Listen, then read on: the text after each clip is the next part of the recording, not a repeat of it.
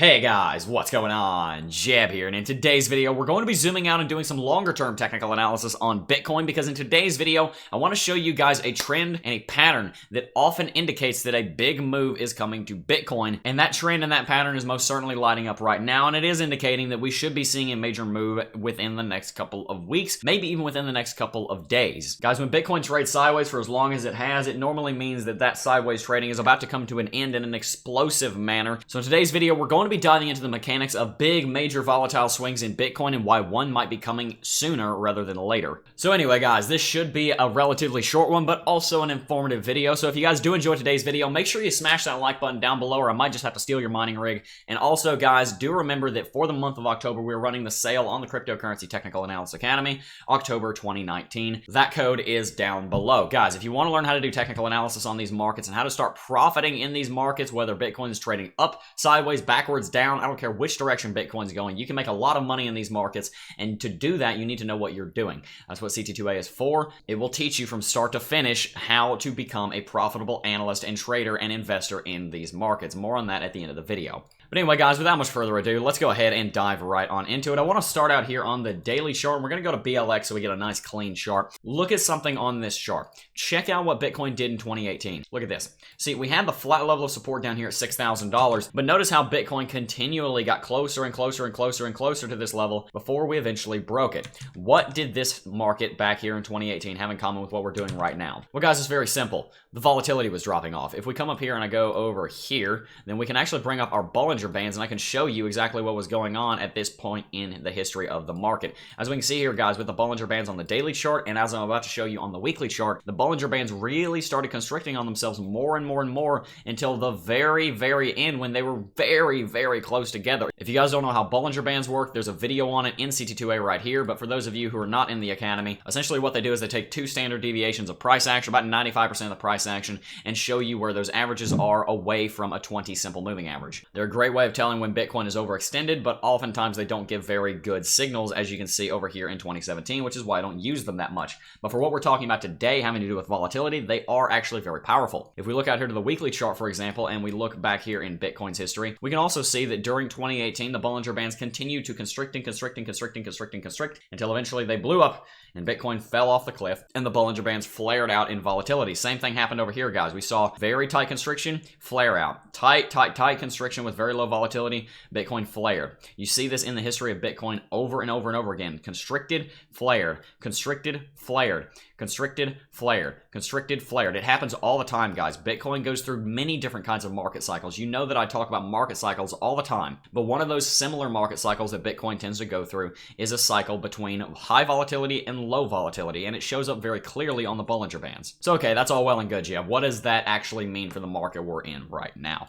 Well, guys, check out what the volume is doing lately. The volume is abysmal. I mean, this is actually just sad. Look at how quickly the volume is tapering off down here in the last month. We were already losing a lot of volume moving forward through this consolidation pattern we were in. We broke bearish, got a little bit of volume for 3 days, and then Bitcoin has had no volume, no volatility to speak of whatsoever here over the last couple of days. And as we can see, the Bollinger Bands are extremely constricted on themselves in exactly the same manner as they were right before our bearish breakout. Guys, low volatility leads to high volatility, and high volatility leads to low volatility. That is a trend that is very, very prevalent in the market. And normally, because Bitcoin is such a young and still very much a developing asset class, Bitcoin spends more of its time in high volatility than low volatility. So the longer Bitcoin goes through low volatile cycles, the more likely it is it's about to have some kind of major breakout. And guys, I don't know about you, but Bitcoin trading within a 15% trading range like it has been over the last couple of weeks, that definitely strikes me as very low volatility for something like Bitcoin. I mean, look at this, guys. Bitcoin is up 0.03% over the last 24 hours. Most of the cryptocurrencies, most of the altcoins are likewise not moving at all. The market is stagnant right now, and that doesn't happen very often unless Bitcoin is getting ready for a new movement, because as you guys know, I just showed you this, Bitcoin will sometimes have very low volatility for even a couple of months on end, but eventually it will come back in an explosive way, and that leads me to where I think that movement is going to come. You guys know that one of my favorite patterns to trade in all of cryptocurrency is a consolidation pattern. Check this out, guys. Look at the 20 daily exponential moving average. Bitcoin has been getting rejected off of this several times here over the last 2 weeks.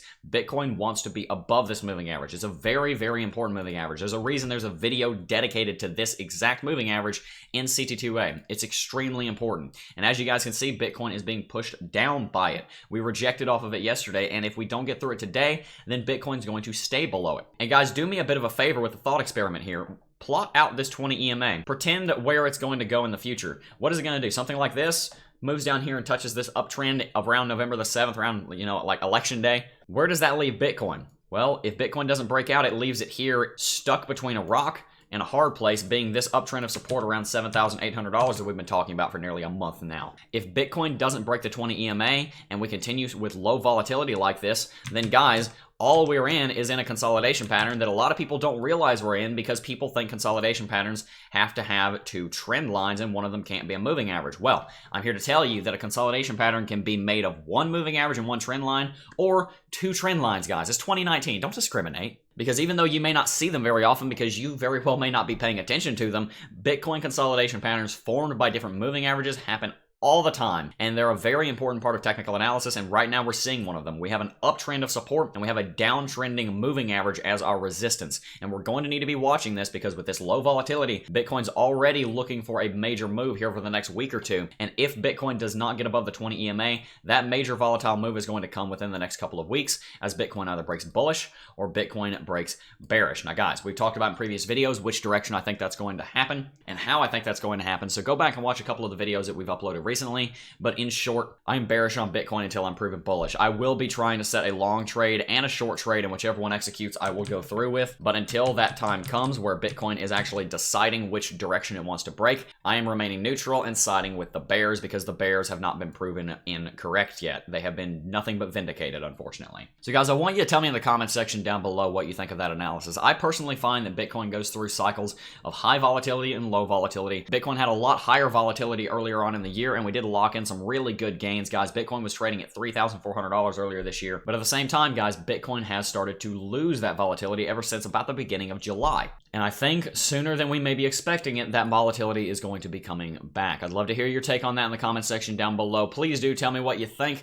Also, guys, if you haven't already, join the Discord server. That link is down below. I'd love to get to know you guys more. And also remember, guys, that for the month of October, the sale on the Cryptocurrency Technical Analysis Academy is running. If you would like to get $40 off CT2A for only $159, you're going to be getting access to everything you need to know to learn how to analyze and trade and invest profitably in these markets. It's very important that you guys invest in your own education. There's a reason that people go to college for 4, 8, 12 years, spend $50, $100, $150, $250,000 in some cases on student loans and tuition. It's because people understand the value of education. And even though I think the university system is completely and utterly screwed, the idea of getting an education is not. You need to know what you're doing. I'm going to be straight up with you guys. If you don't know what you're doing and you go out into cryptocurrency markets and you try to trade them and you just throw $10,000 at the problem and think, oh, I'm just going to put 10 grand on exchange and see if I can make some money, you're going to have trouble. And in fact, you're probably going to lose a lot of that if you don't know what you're doing, guys. There's a lot of money to be made in cryptocurrency, but the flip side of that coin states